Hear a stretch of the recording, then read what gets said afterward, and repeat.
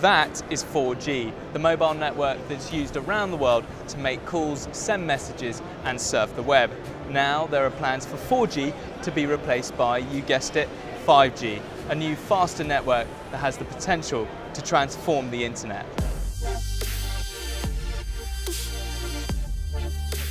5G is a software-defined network. It means that while it won't replace cables entirely, it could replace the need for them by largely operating on the cloud instead. This means it will have 100 times better capacity than 4G, which will dramatically improve internet speeds. For example, to download a 2-hour film on 3G would take about 26 hours. On 4G, you'd be waiting 6 minutes. And on 5G, you'll be ready to watch your film in just over 3.5 seconds. But it's not just internet capacity that will be upgraded. Response times will also be much faster. The 4G network responds to our commands in just under 50 milliseconds. With 5G, it will take around 1 millisecond, 400 times faster than a blink of the eye. Smartphone users will enjoy a more streamlined experience, but for a world that is increasingly dependent on the internet just to function, a reduction in time delay is critical. Self-driving cars, for example, require a continuous stream of data. The quicker that information is delivered to autonomous vehicles, the better and safer they can run.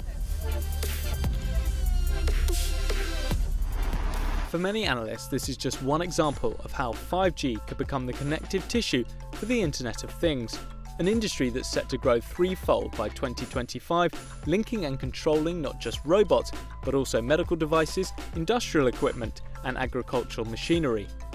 5G will also provide a much more personalised web experience using a technique called network slicing. It's a way of creating separate wireless networks on the cloud, allowing users to create their own bespoke network.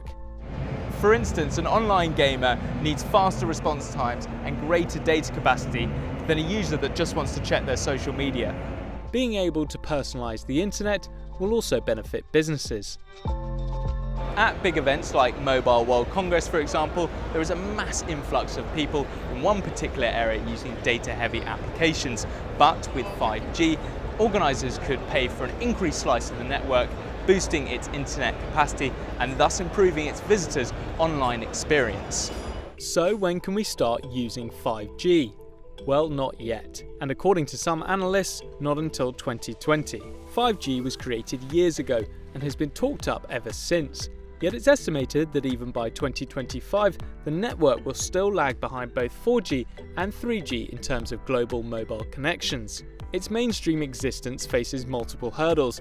The most significant of these, of course, is cost. According to some experts, 5G could cause network operators to tear up their current business models for it to make business sense.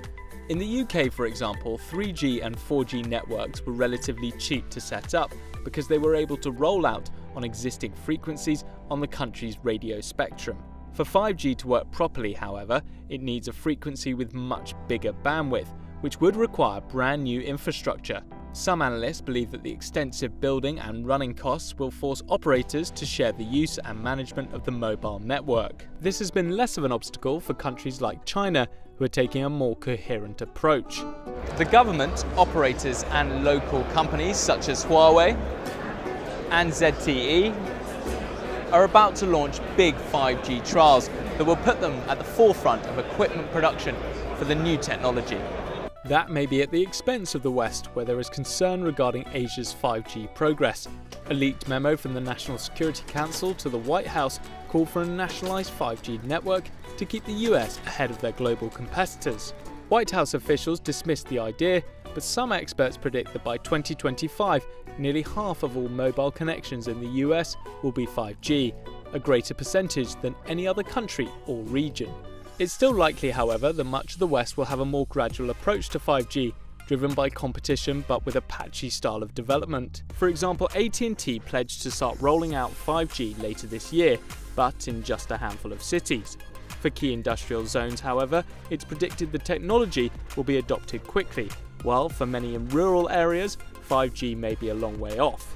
But when 5G does establish itself and fulfill its supposed potential, it could even change how we get the internet at home and at work, with the wireless network replacing the current system of phone lines and cables. It may not happen overnight, but 5G is coming. Hi guys, thank you for watching. If you'd like to see more of our tech videos, then check out these. Otherwise, comment below the video for any future explainers you'd like us to make. And remember, don't forget to subscribe. Thanks for watching.